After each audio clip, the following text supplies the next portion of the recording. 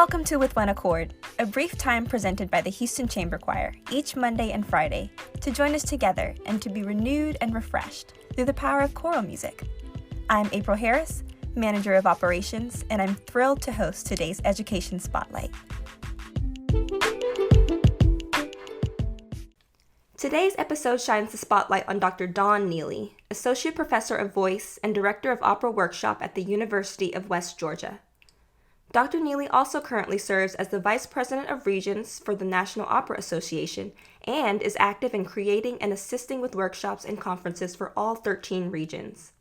Her research interests include studies on body awareness and alignment methods for musicians. Her most recent published works include Recovery for the Postpartum Singer, Yoga and Yoga-Inspired Exercises for Regaining Abdominal Strength in the Journal of Singing, and Perspectives of the Benefits of Classroom Yoga and the Need for Innovation and Adaptation, published in the International Journal of Yoga Therapy with her colleague, Dr. Lisa Gezin. Dr. Neely's work in finding new, innovative ways to not only approach voice training, but also guide individuals in being more conscious of their mental and physical self is supremely motivating, especially in a time where managing stressful life experiences feels like a daily burden. As an extra special treat, Dr. Neely concludes our interview with some quick exercises to guide us all to a few moments of peace and mindfulness, anytime, anywhere. Enjoy. I'm joined today by my wonderful guest, Associate Professor of Voice and Director of Opera Workshop at the University of West Georgia, Dr. Dawn Neely. Hi. Dr. Neely, thank you so much for chatting with me. How are you today? I'm well, thank you. I hope you're well too. I am happy to have you on the show. Glad to be here. I'd like to get things started by just briefly going into your background. How long have you studied and performed music? I guess I started when I was in high school studying voice, individual lessons, and I'd always loved music and been in school plays, and then started as an undergrad, took a year off, got a master's in arts administration actually, and then went on for my doctorate about 3 years later. So, and then been teaching pretty much ever since I finished my doctorate, and started at West Georgia about 2012, I believe. Wow. And performing all the way around. So wonderful. So you've had teaching and education on your mind for a while now. Yes, definitely. Mm-hmm.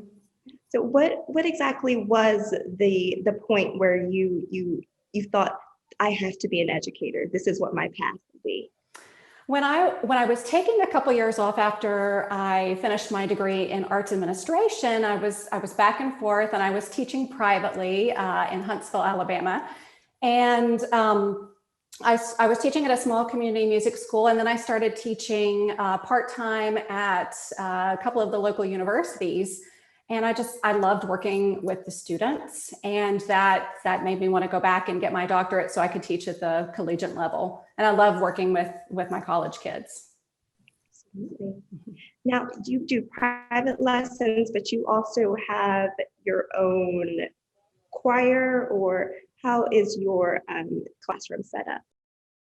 So I don't have as many private students now. I tend to take maybe a couple during the year, but I teach full-time. I teach a lot of the applied voice students at the University of West Georgia, and I direct the opera workshop, and I teach vocal pedagogy and diction for singers.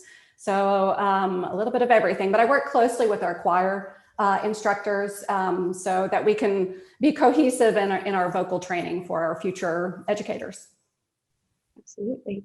And speaking of vocal training, for a while you've been researching and exploring the use of yoga, which is absolutely fabulous and brilliant, to strengthen voice and breath for musicians. What were some of the benefits you noticed from your own personal use of yoga and meditative exercises? I really started yoga. I'd always been interested in how we as singers moved, because it always seemed to crop up. That was just one of the biggest things, was our own bodies getting in the way sometimes of singing. And a wonderful yoga instructor started teaching very cheap yoga classes while I was a doctoral student, and she would come to the music building. So it was perfect. And I started those classes and I just felt so much better after them, after a long day of classes and teaching, and not just physically, but also mentally. I was just less stressed out. And so that got me even more interested in more body awareness and alignment methods like Feldenkrais method and Alexander technique, and even Pilates. And they all have roots in yoga. Well, so there are a lot of different kind of branches as far as what that approach is. Mm-hmm. So I only have a general understanding of yoga, of meditation, but I do know that it is very core focused, and it involves a lot of breathing through the movements that your instructor would have you take. Yes. So where exactly is that benefit to singers, musicians?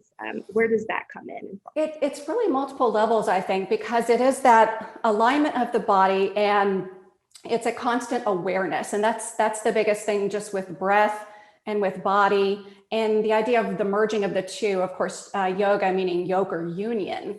And so the idea of bringing the mind, the body, and the senses together will help to quiet the mind, and which we all could use a lot of these days. So it's those kind of three things that are brought together. And a lot of that can be done. It's breathing through the movements, which is great for singing because we're always moving, and our breath itself, changes our alignment as we're singing. So just bringing that awareness to how your body is shifting while you sing. And then of course the meditative is so important because we are our own instrument. So I think just having that heightened awareness and being able to really know what's going on in your body and your instrument is really very helpful. And then the breath itself, of course, deepening the breath and calming nerves, right? Which of course, we all have, some performance anxiety or just nerves or anxiety from things that are going on in our daily lives.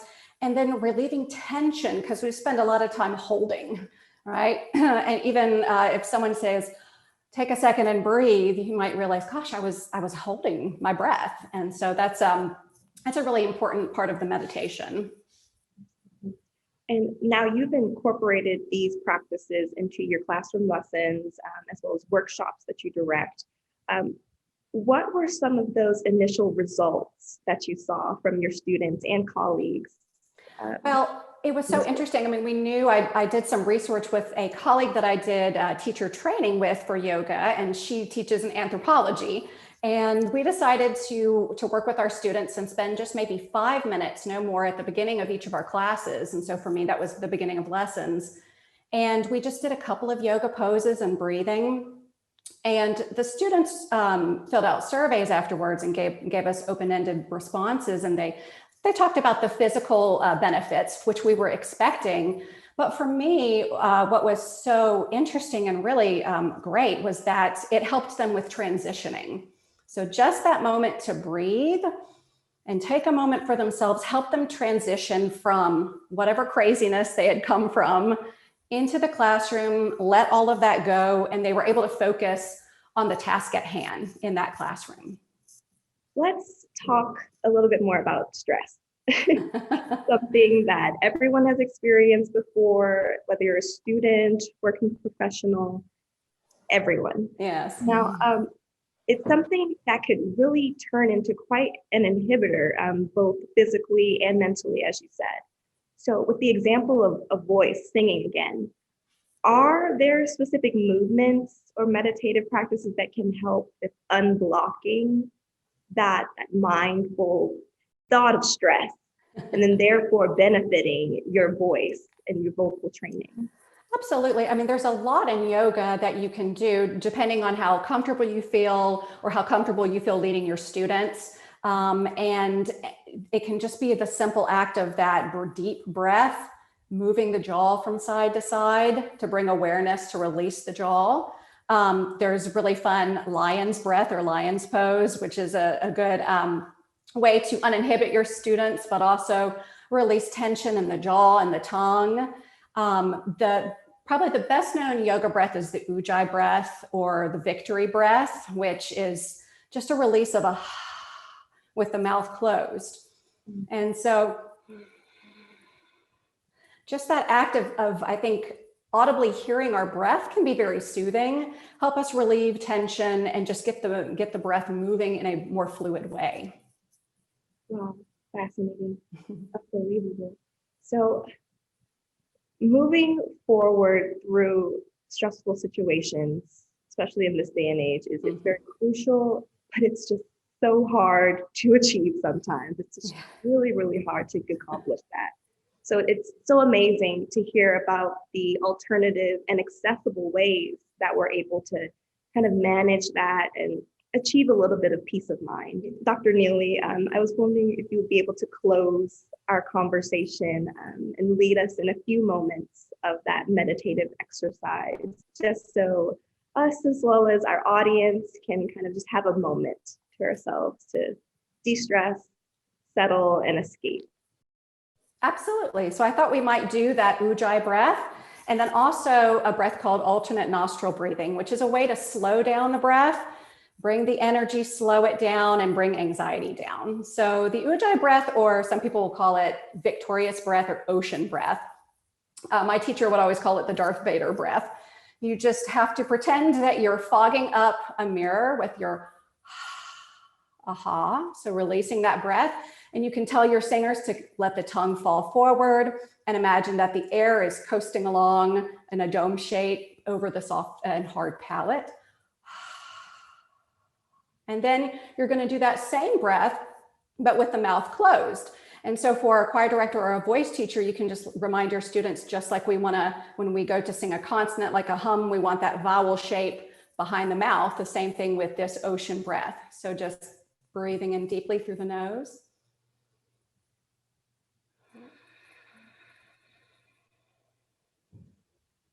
And then slowly releasing that ujjayi or ocean breath. And then the next one is alternate nostril breathing. And really the movement of the hands between the nostrils is more of a focal point. So it's to help you focus on something so that your mind isn't wandering all over the place and thinking about all the anxiety or stress that you're going through. So you take the thumb and you put it on one nostril and you inhale.